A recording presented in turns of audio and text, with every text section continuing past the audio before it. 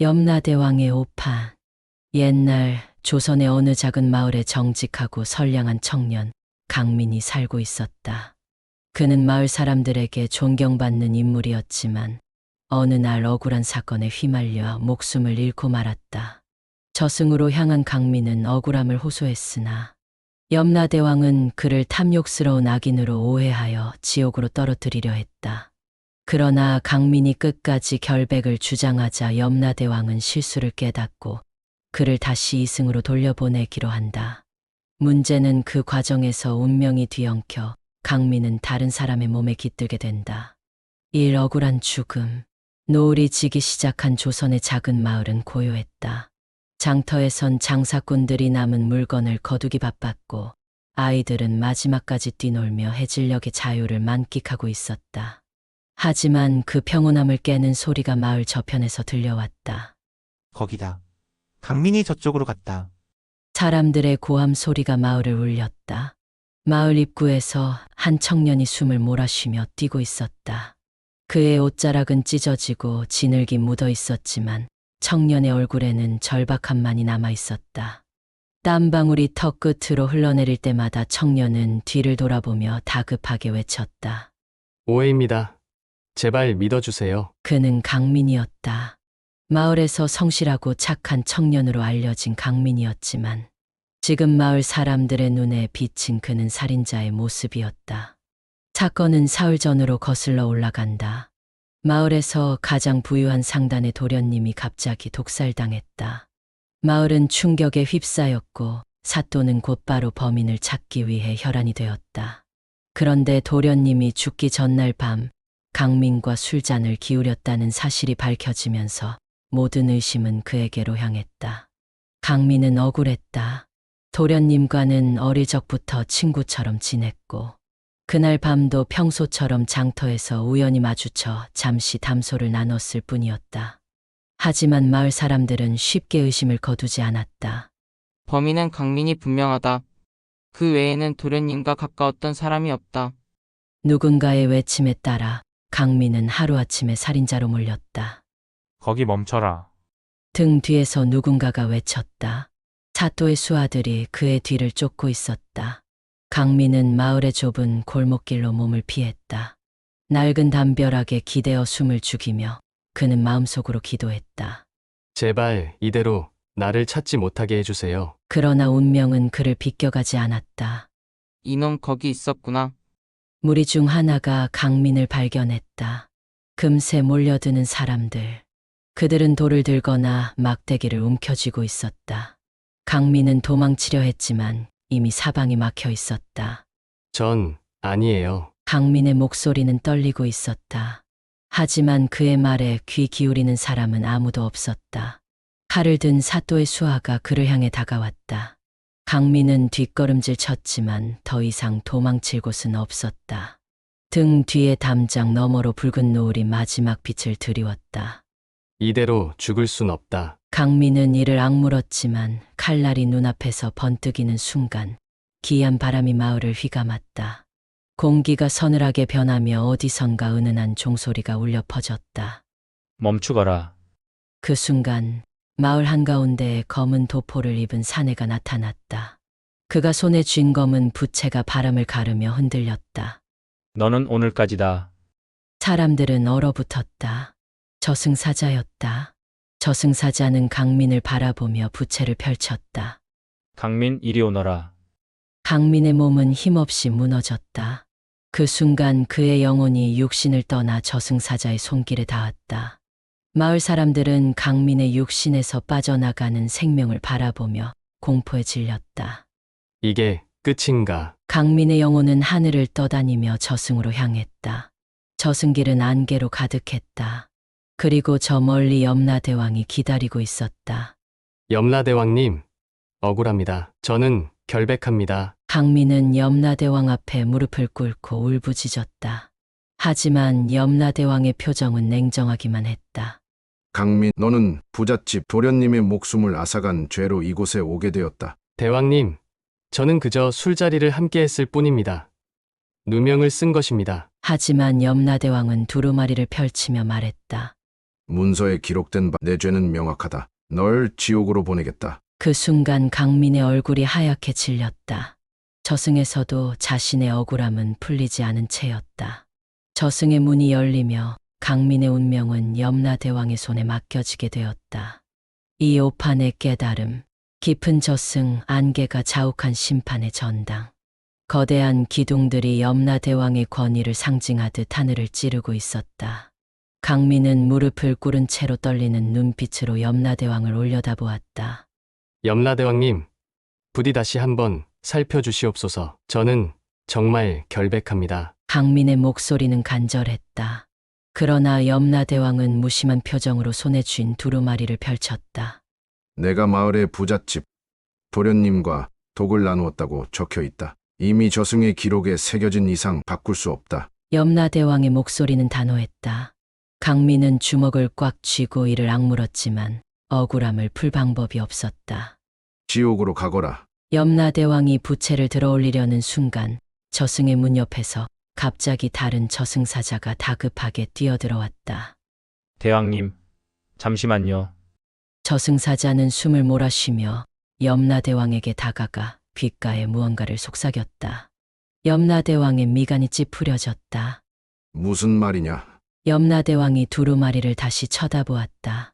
사자의 보고에 따르면 마을 도련님의 죽음은 독살이 아닌 질병에 의한 것이었다. 독살의 흔적이 발견된 것은 장례식에서 사용된 술잔 때문이었다. 문제는 그 술잔이 강민이 아닌 마을의 다른 이에게서 건네진 것이었다. 염라대왕은 두루마리를 손으로 문지르며 중얼거렸다. 이것이 사실이라면 그는 손가락을 튕겼다.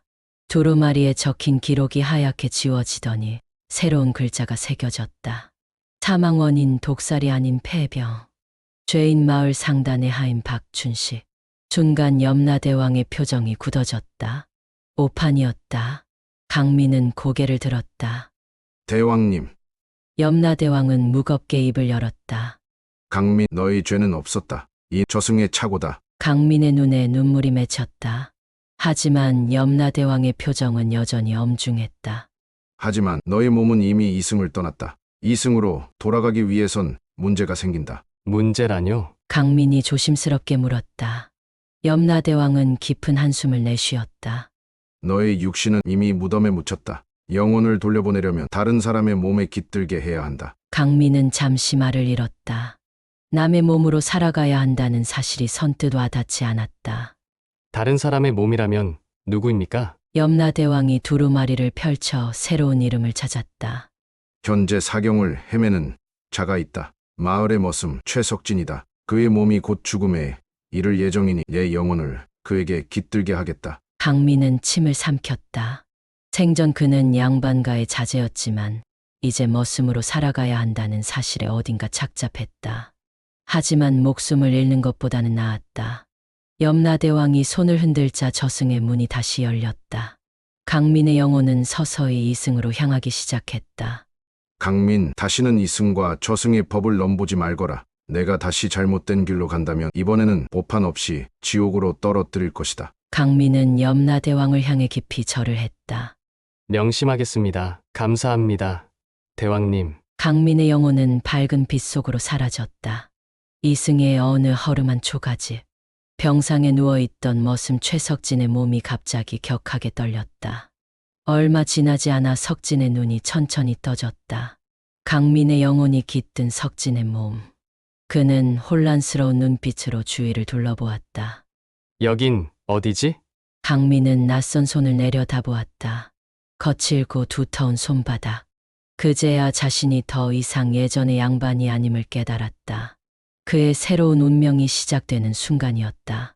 삶 뒤바뀐 운명. 새벽녘의 바람이 초가집의 얇은 문을 흔들었다. 강민은 천천히 몸을 일으켰다. 몸속에 퍼지는 묵직한 감각, 그리고 낯설지만 분명한 기운이 온몸을 감싸고 있었다.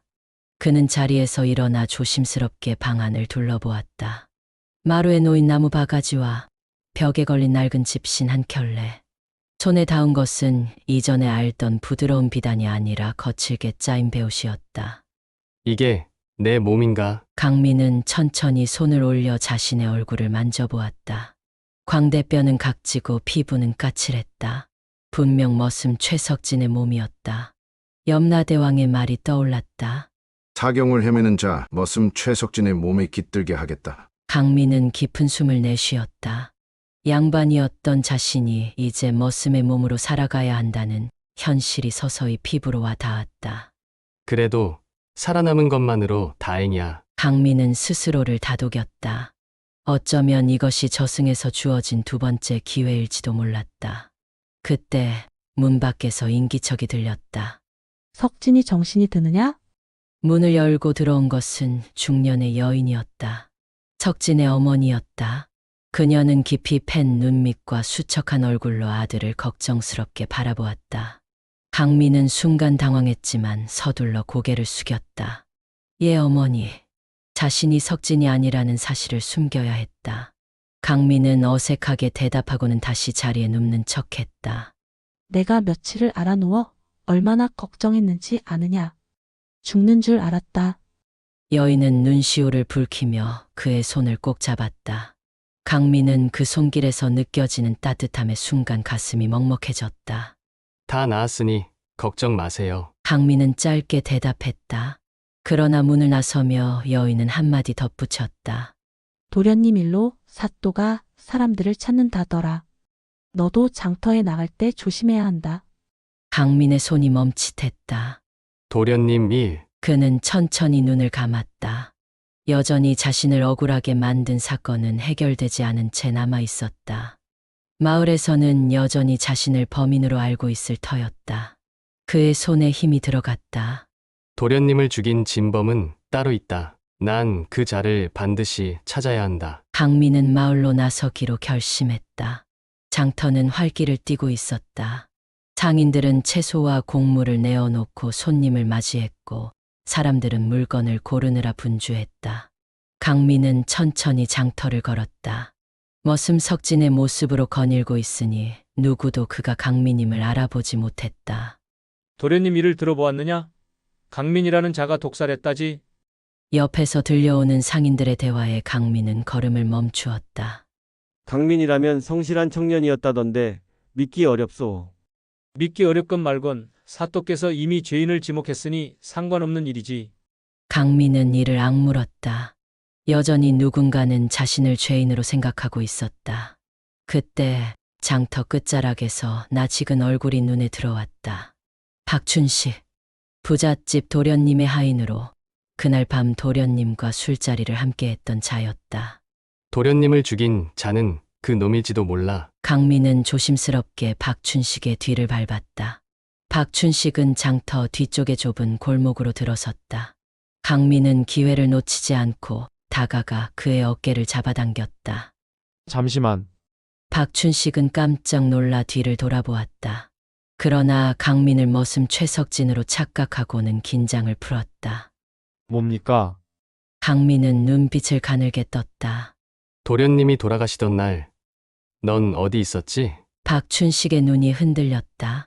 그야 도련님과 함께 술을 마시고 있었지. 그게 무슨 상관이요? 정말 너는 아무 짓도 하지 않았나? 강민의 목소리에 날카로움이 묻어났다.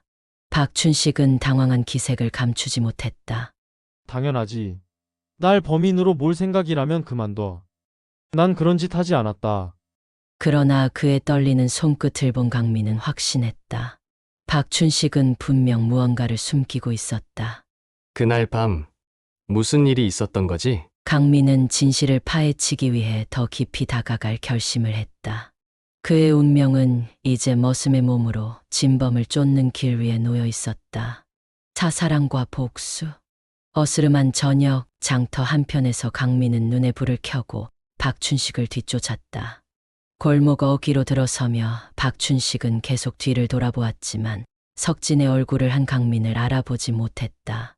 놈이 뭔가를 숨기고 있는 게 분명해. 박춘식은 기와집 뒷마당에 멈춰섰다. 그는 두리번거리더니 조심스럽게 나무 상자에서 작은 병을 꺼냈다. 강민의 눈에 번뜩이는 빛이 스쳤다.